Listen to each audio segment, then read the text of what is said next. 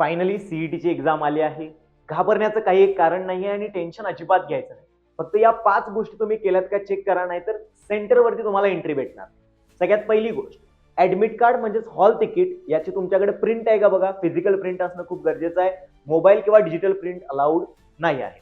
दुसरी गोष्ट, photo ID card original, कोणताही फोटो आयडी कार्ड असू दे, म्हणजेच काय, Aadhaar card, PAN card, voter ID card, driving licence यापैकी कोणताही एक ओरिजिनल फोटो आयडी कार्ड तुमच्याकडे असणं गरजेचं आहे. तिसरी गोष्ट, रिपोर्टिंग टायमिंगच्या आधी 90 मिनिटं तुम्हाला सेंटरवरती जाणं गरजेचं आहे, कारण एकदा गेट क्लोज झाला तर कुणालाही एंट्री अलाउड नाही आहे. आणि चौथी गोष्ट, ड्रेस कोड असा कोणताही स्पेसिफिक नाही आहे, फक्त त्यामध्ये काही प्रिंटेड व्हॅल्यूज नको. प्रिंटेड कोणताही टी शर्ट घालून जायचं नाही किंवा शर्ट घालून जायचं नाही. बाकी प्लेन आणि साधा कोणताही शर्ट तुम्ही घालून जा. शूजच्या ऐवजी तुम्ही चप्पल किंवा सँडलचा यूज करा, जेणेकरून चेकिंग मध्ये जास्त वेळ जाणार नाही. आणि सगळ्यात महत्वाची गोष्ट म्हणजे 5 नंबरची जी गोष्ट आहे, म्हणजेच कोणती, तर सगळेच्या सगळे क्वेश्चन्स आपल्याला अटेम्प्ट करायचे आहेत, कारण इथं निगेटिव्ह मार्किंग नाही आहे. आणि इम्पॉर्टंट काय लक्षात ठेवा, तर 90 मिनिटांसाठी फिजिक्स केमिस्ट्री ओपन राहणार आहे.